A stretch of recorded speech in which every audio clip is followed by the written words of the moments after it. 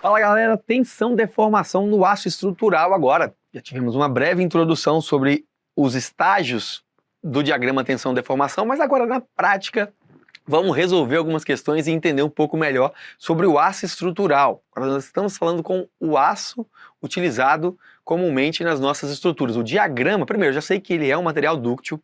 O ensaio mais comum é o ensaio de tração com a prensa aqui universal. E o que acontece? Quando esse material começa a ser carregado, o corpo de prova ele vai até o seu limite de elasticidade, o limite onde as deformações são recuperáveis, que é o que eu chamo de limite de proporcionalidade. Nesse limite de proporcionalidade, a gente tem válida a lei de Hooke.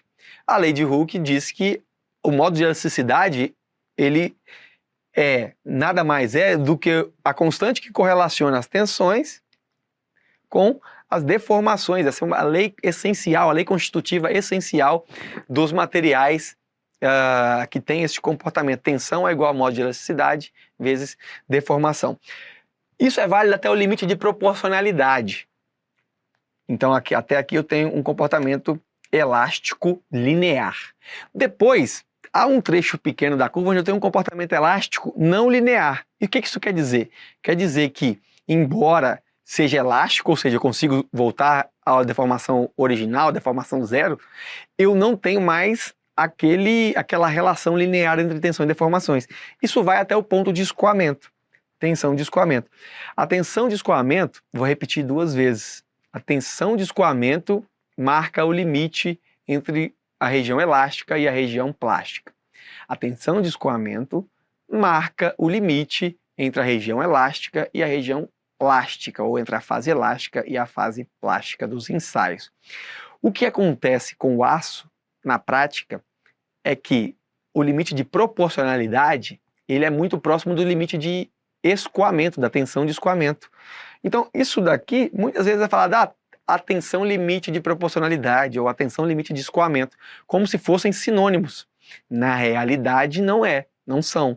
Mas na prática, utiliza-se isso, inclusive, em diversas questões. Quando eu falo qual é a diferença, o limite de proporcionalidade é o limite onde eu posso utilizar a lei de Hooke, onde a tensão e deformações são proporcionais, onde eu finalizo a minha reta.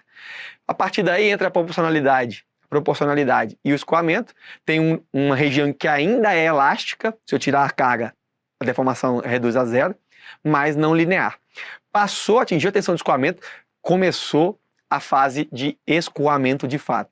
Nessa fase que nós temos deformações sob níveis de tensões constantes. Então tem um grande alongamento. Aqui o material dúctil ele se deforma muito sob nível de tensão constante e logo na sequência temos o encroamento e a estricção que nós vamos falar. Primeiro vamos resolver uma questão aqui da FCC. Sobre o diagrama tensão-deformação dos aços estruturais, é correto afirmar que na região plástica, as tensões são diretamente proporcionais às deformações. Claro que não. Isso aqui só vai até o limite de proporcionalidade. O escoamento é a fase inicial do ensaio. Claro que não. Já é no limite da fase elástica. Durante a fase de escoamento, não se verificam deformações significativas. Claro que não. Verificam muita deformação sob níveis de tensões aproximadamente constante. Existem basicamente as regiões elástica e plástica. Exatamente. O encroamento é a perda de resistência do aço após escoamento. Na verdade, é o ganho de resistência. Então, estaria errado aqui. Por isso, o FCC gabarito letra D dessa questão. Ora, na região elástica, vale a lei de Hooke. Já te falei. O módulo de elasticidade é o coeficiente de proporcionalidade entre tensão e deformação. Disse para vocês também que limite de proporcionalidade e limite de escoamento para os aços são muito próximos, então não estranhe se falarem deles como se fossem sinônimos. Saiba que não são, mas entenda que costumeiramente vão ser tratados como sinônimos.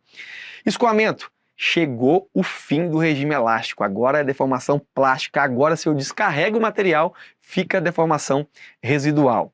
Como que eu posso fazer isso? Como que eu posso determinar o escoamento? Através de um ensaio simples, onde eu vejo onde ocorreu deformação longa sob tensão constante, ou no caso de um material que não há essa marcação característica, utilizo o método do desvio traçando uma reta paralela a 0,2% e acho a tensão convencional aqui, limite de escoamento para o material. Ponto de escoamento, quando presente, é o limite elastoplástico. Até porque, mesmo que convencionalmente, ele existe naquele diagrama. Agora, nos materiais frágeis, não há de se falar em tensão de escoamento, porque os materiais frágeis, eles não sofrem o que nós chamamos de escoamento. Então, no material dúctil, tensão de escoamento é o limite elastoplástico. CESP pergunta o seguinte, questão da EBSER. No regime plástico dos aços, ocorrem deformações crescentes sem variação de tensão. O valor constante dessa tensão, denominado resistência ao escoamento, é uma característica importante do material. Exatamente. Gabarito correto aí para essa questão. Continuando. Chegou ao fim do meu escoamento, então a tensão de escoamento sofreu grande deformação no nível constante de tensão, mas o material ele sofreu um aumento de rigidez, ele modificou sua estrutura. Quando a gente fala que o material sofreu uma alteração das ligas, né? Aliás, alteração cristalina ali das suas partículas, que consequentemente culminaram no que a gente chama de encroamento, num ganho de rigidez a partir desse momento. Então, agora o material continua a ganhar, a conseguir absorver carregamento e continua a subir, claro, sofrendo deformação, mas sob níveis diferentes de tensão. A tensão começa a aumentar. Quando ele para, ele atingiu finalmente a tensão última, ou tensão limite de ruptura. Essa tensão, a partir da tensão limite de ruptura, a seção sofre estricção. Hora que eu estou falando que ela não sofre ruptura frágil. Então o desenho da esquerda está com um xizinho exatamente para entender que neste ponto não há ruptura frágil, e sim ruptura dúctil. A seção transversal diminui gradativamente, suportando cargas cada vez menores até a sua tensão de ruptura propriamente dita. Inclusive, essa linha preta que continua seria um diagrama real, caso considerasse essa redução de seção transversal. Já que eu reduzi a seção transversal, a tensão nunca pararia de aumentar. Considerando a seção original, o diagrama convencional traz uma leve queda decorrente da estricção. E a FGV pergunta o seguinte: uma barra metálica submetida a um esforço crescente de tração axial sofre uma deformação progressiva, descrita pelo gráfico tensão-deformação da figura abaixo. O encruamento do metal ocorre no trecho, encruamento ganha de resistência pelo rearranjo cristalino. Tá onde? Exatamente na alternativa D, trecho 4. Aqui eu tenho limite de proporcionalidade, limite de escoamento. Aqui é o final do meu escoamento, o início do meu encruamento. Final do encruamento, início da estricção, ruptura. Gabarito, então, letra D. Mais uma questão. A figura a seguir apresenta o gráfico tensão-deformação obtido do ensaio de tração de um material metálico. Neste gráfico foi admitido que a área da seção transversal para o cálculo da tensão da tração não sofreu alteração. O que ele quis dizer aqui? Neste gráfico foi admitido que a área da seção foi constante. Então é o gráfico tensão-deformação convencional, ou gráfico tensão-deformação de engenharia. Não precisaria nem falar, já vi pelo próprio desenho. Mas ele conta essa historinha para te perguntar o seguinte: regiões de comportamento elástico, de encruamento não uniforme, de escoamento e de encruamento uniforme são, respectivamente, a gente sabe que o comportamento elástico é o trecho 0 até A. A gente tem aqui comportamento elástico.